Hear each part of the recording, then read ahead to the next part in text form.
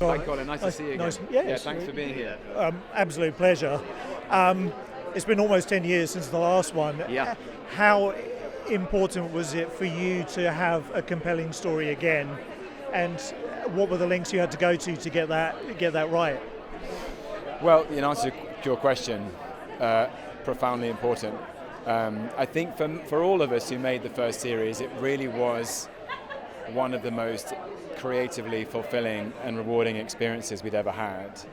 The material is incredibly complex and rich, and if we were going to go again, we needed to have a good reason. And we wanted to make sure that the idea, the story, the tension in it felt like it deserved its own space. And what I actually love about it is that, as you know, it's been 10 years.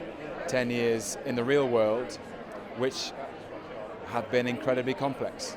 And I can only imagine how much more complex if you work in the security and intelligence services.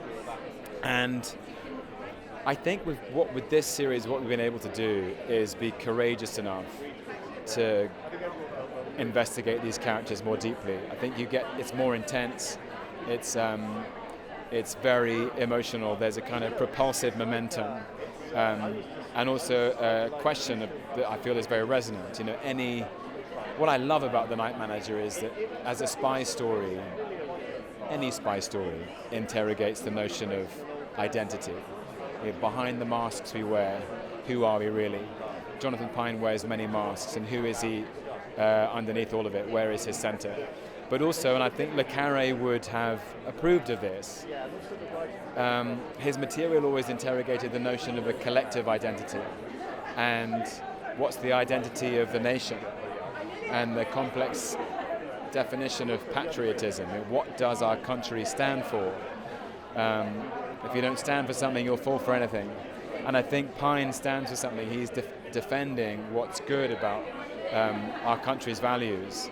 But in order to do so, he has to put himself in quite extraordinary jeopardy and risk in a very real way.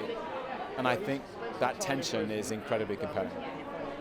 And I was just saying to your director, some of the situations and scenarios that the characters find themselves in this are as far removed from everyday experience as sci-fi or Jurassic Park. But the character reactions are so authentic and so relatable.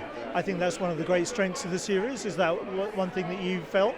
I hope so, and I'm delighted to hear you say it.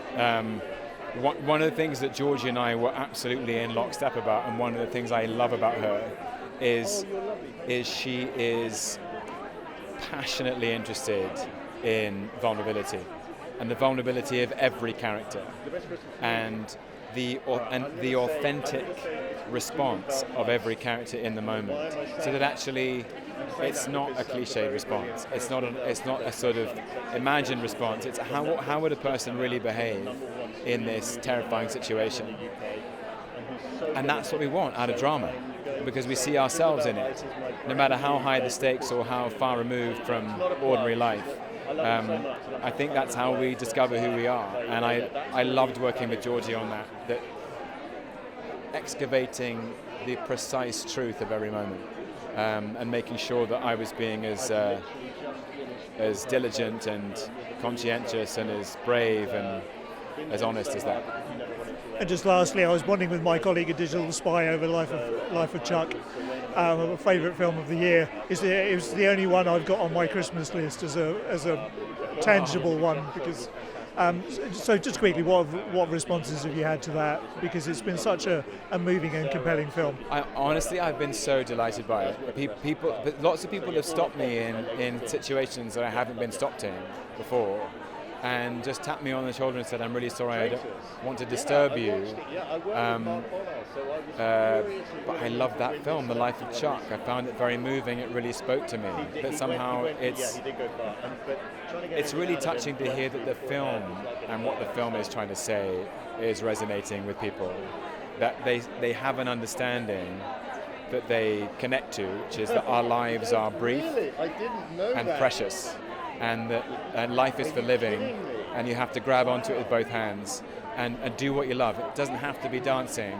It could be writing or playing the piano or climbing mountains or running around the park or walking your dog, but do it, because that's the business of living.